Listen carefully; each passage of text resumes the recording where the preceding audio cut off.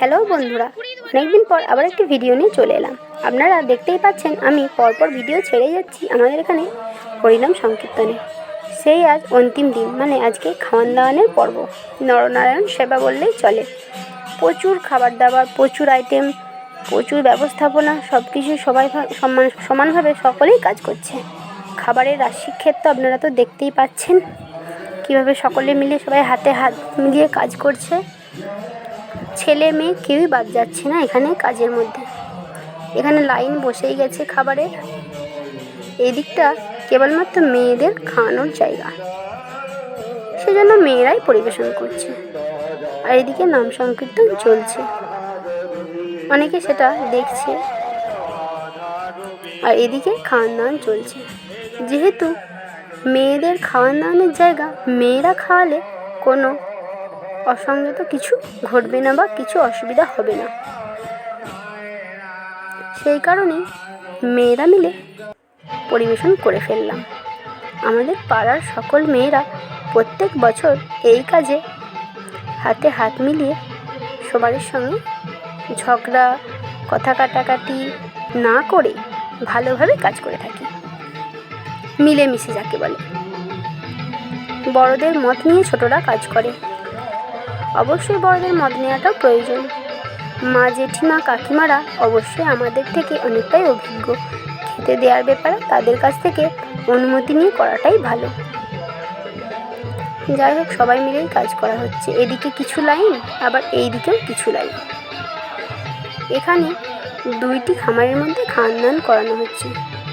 এখানে কিছু কিছু পুরুষ মানুষরাও বসে পড়ছেন, হয়তো একসঙ্গে বাড়ির লোক একসঙ্গে এসেছেন, সেই কারণে একসঙ্গে খাওয়া দাওয়া করছে। এতে কোনো বিশেষ অসুবিধাও নেই, তবে ছেলে ছোকরারা বেশি না এলেই ভালো হয়। ওই ছোট ছোট ছেলে ছোকরারা বেশি জ্বালাতন করে।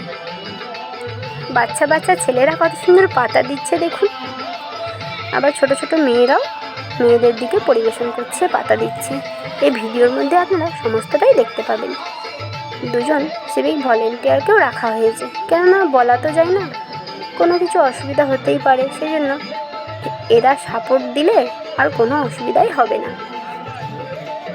রোদ লাগার কোনো ব্যাপার নেই, মাথায় ছাউনি দেওয়া আছে। সত্যি কথা বলতে কি, এখানে জলের খাওয়ার জলের ব্যবস্থাটা ঠিক করা যায় না। 10-12 হাজারের ওপরে যেহেতু লোক খায়, এতটা যোগান দিতে অসুবিধাই হয়। খাবার অঢেল, খাবার শর্টেজের কোনো ব্যাপারই নেই। সেজন্য অনেকে বাড়ি থেকে বোতলে করে জল নিয়ে আসেন। সকলে এটা জেনে গেছেন, সেই জন্যই জলটা আগে ভাগে নিয়ে আসেন। যেহেতু সাথে বাচ্চা থাকে, তাহলে ঝাল টালের ব্যাপার থাকতেই পারে। রান্না সব রান্না তো আর সমান হয় না, ঝাল হতেই পারে। সেজন্য তারা বাড়ি থেকেই জল নিয়ে আসেন।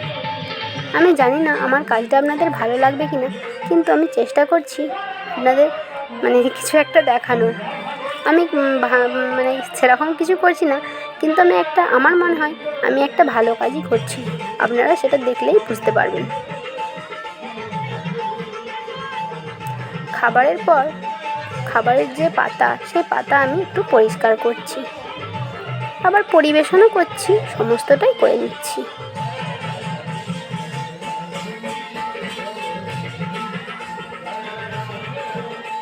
খুব ভালোও লাগছে সবার সঙ্গে কাজ করতে। এরপর ভিড় আরও বেড়ে যাচ্ছে বেলা বাড়ার সাথে সাথে। যখন প্রায় 1:45, তখন প্রচণ্ড ভিড়।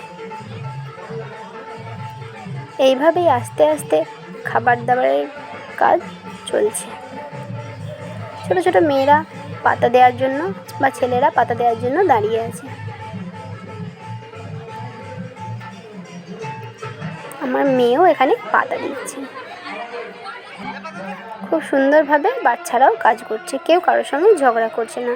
আনন্দ সহকারে সব কাজ সেরে তারপর সমস্ত বাইরের লোকদেরকে খাবার দাবার খাইয়ে আমরা পাড়ার মেয়েরা বউয়েরা কমিটির লোকেরা আমরা প্রায় 3:45 সময় খেয়ে দিয়ে সমস্ত অনুষ্ঠানটিকে শেষ করলাম। আর বিশেষ কিছু বলবো না বন্ধুরা, ভালো লাগলে লাইক কমেন্ট শেয়ার করবেন। বাই।